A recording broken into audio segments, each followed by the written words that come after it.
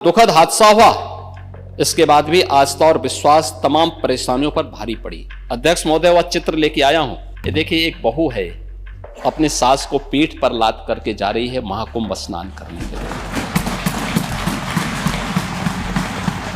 किसी ने सच कहा कि महाकुंभ में जिसने जो तलाशा उसको वह मिला।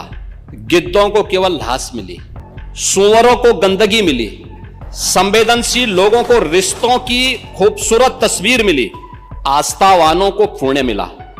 महोदय, मुझे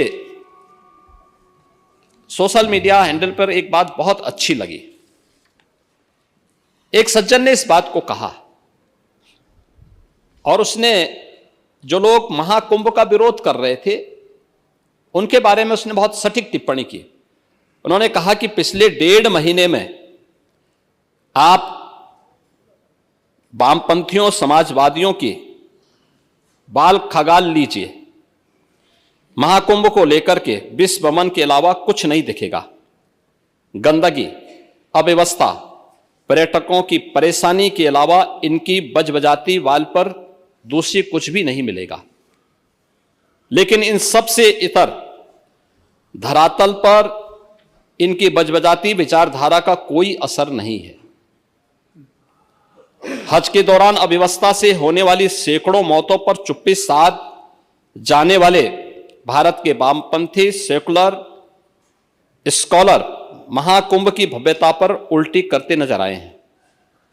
हर बार इनकी कोशिश महाकुंभ को बदनाम करने और फेल करने की रही, लेकिन ऐसे तमाम लोगों की मंशा को दरकिनार करते हुए करोड़ों लोगों ने आस्था की डुबकी लगा करके इनके जले पर नमक छिड़कने का ही काम किया है।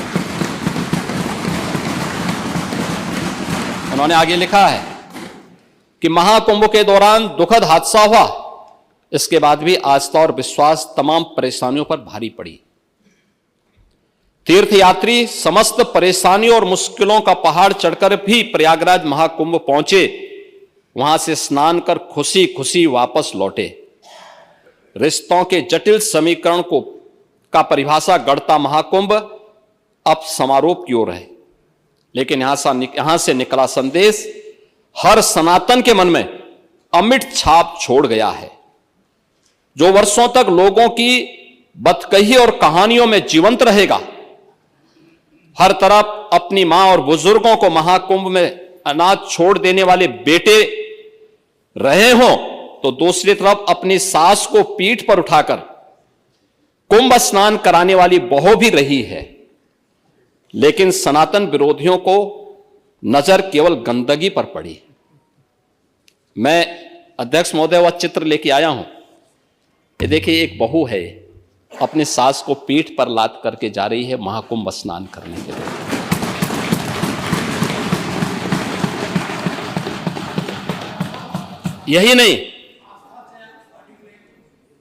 यही नहीं, आगे एक और बात कहते हैं। किसी ने सच कहा कि महाकुंभ में जिसने जो तलाशा उसको वह मिला। गिद्धों को केवल घास मिली, सूअरों को गंदगी मिली,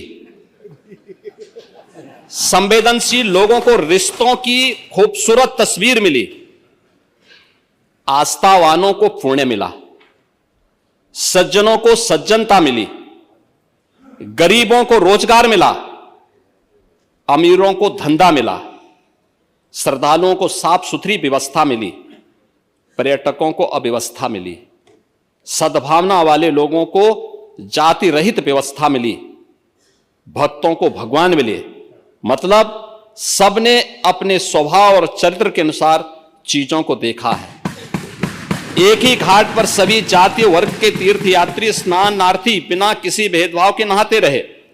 सनातन की सुंदरता आखिर समाजवादी और वामपंथियों को कैसे नजर आएगी?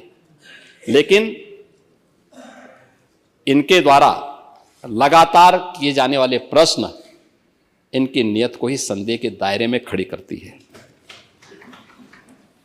महोदय, ये टिप्पणी अचानक नहीं है।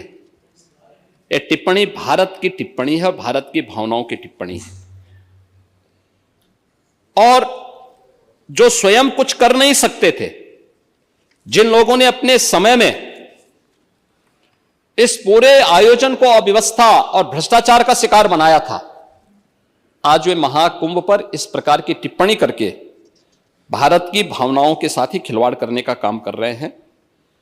और मैं तो केवल इस बारे में एक बात कहना चाहूंगा कि महाकुंभ ने पूरी दुनिया को भारत की सनातन एकता का संदेश देकर के एक भारत श्रेष्ठ भारत के प्रधानमंत्री मोदी जी के विजन को ही चरितार्थ करके दिखा दिया है कि विश्वास है तो पूरा भारत अपना सहयोग देने के लिए उतनी ही तत्परता के साथ खड़ा है जो महाकुंभ में दर्शन होता हुआ दिखाई दे रहा है।